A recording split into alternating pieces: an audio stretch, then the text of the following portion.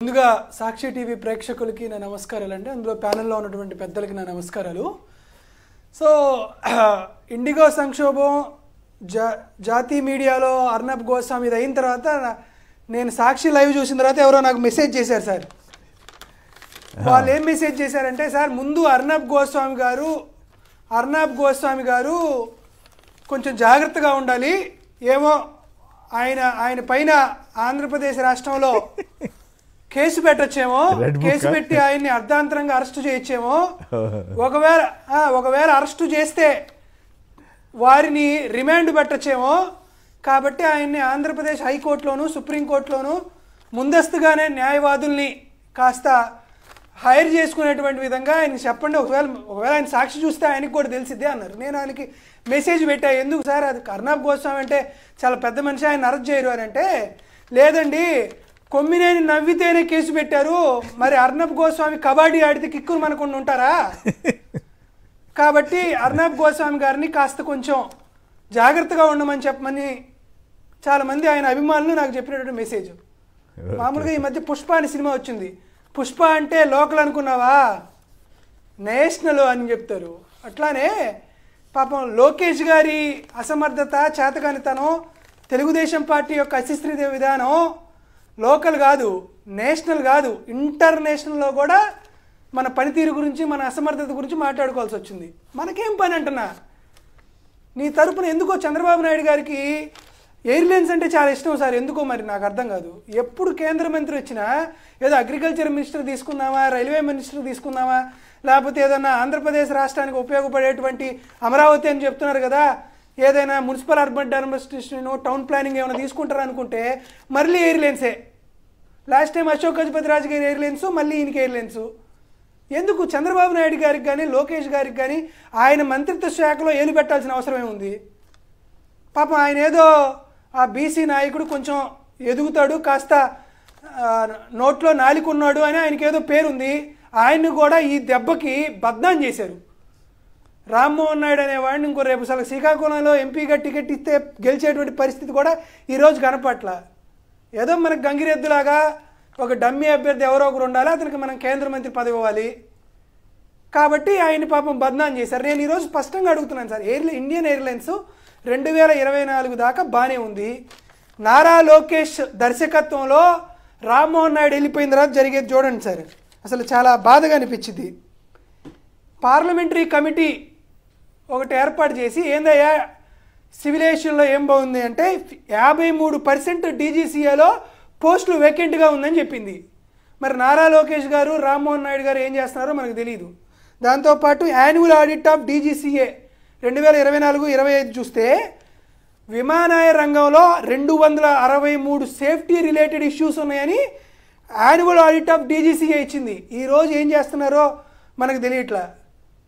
2022-24 సంవత్సరంలో విమానయాన రంగ సంస్థలో 0% సేఫ్టీ మాల్ ఫంక్షన్స్ జరిగితే, నారా లోకేష్ దర్శకత్వంలో ఉన్నటువంటి ఈ విమానయాన రంగ సంస్థలో 13 నెలల్లో అంటే 2025 జనవరికి 268 మాల్ ఫంక్షన్స్ జరిగినాయి. మొన్న 13 జూన్ 2024లో ఎయిర్ ఇండియా ఫ్లైట్లో 242 మంది చనిపోయారు. ఇది రామ్మోహన్ నాయుడు గారి ట్రాక్ రికార్డు, రామ్మోహన్ నాయుడు గారి ఆడిట్ రిపోర్టు. దీంట్లో అసలుకి నారా లోకేష్ గారి పాత్ర ఏంది?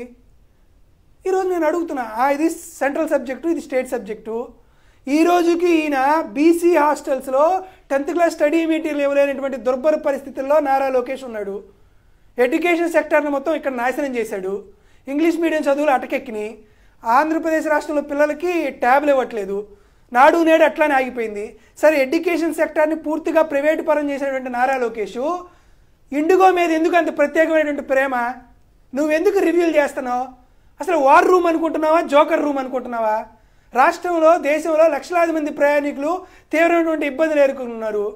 వారికి సంబంధించిన ఆరోగ్యానికి సంబంధించినటువంటి సమస్యల్లో ఫ్లైట్లు మిస్ అయిపోయినాయి, పెళ్లిళ్ళు ఆగిపోయినాయి, కర్మకాండలు ఆగిపోయినాయి, విదేశాలకు వెళ్ళిపోయేటువంటి పరిస్థితులు దుర్భరంగా అయిపోయినాయి. చాలామంది ఎగ్జామ్స్ అటెండ్ అవ్వకుండా ఇబ్బందులకు ఎదుర్కొన్నారు. నువ్వేంది రివ్యూ చేయడం? జోకర్ రూమ్ అనుకుంటున్నావా నారా లోకేష్ గారు? మీరెందుకు వార్ రూమ్లోకి వెళ్ళడం? ఈరోజు స్పష్టంగా మేము అడుగుతున్నాం. నాకు కూడా ఈరోజు నేను స్పష్టంగా డీజీసీఏ కొన్ని నిబంధనలు పెట్టింది.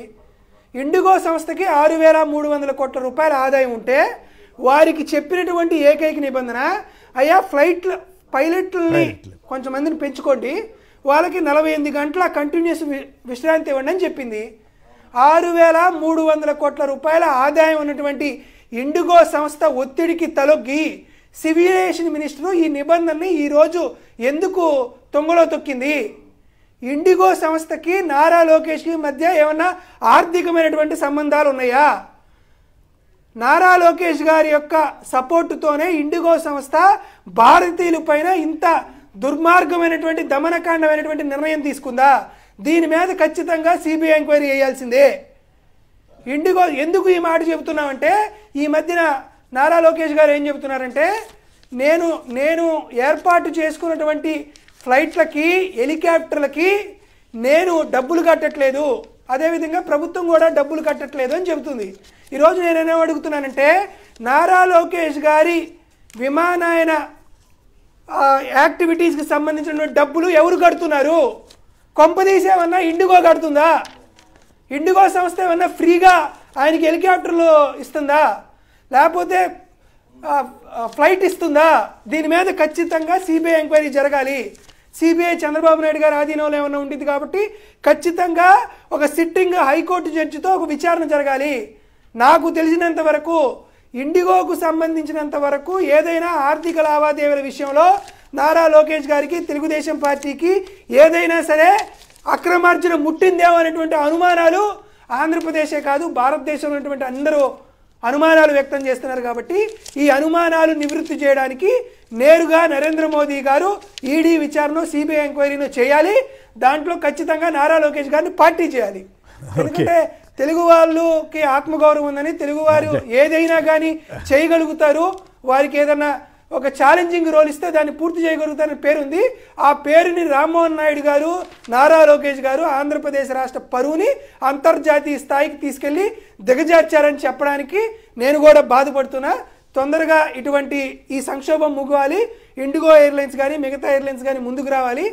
భారతదేశ విమానయాన రంగ సంస్థ కొంత పుత్తలు తొక్కాలని మనస్ఫూర్తిగా కోరుకుంటున్నాం.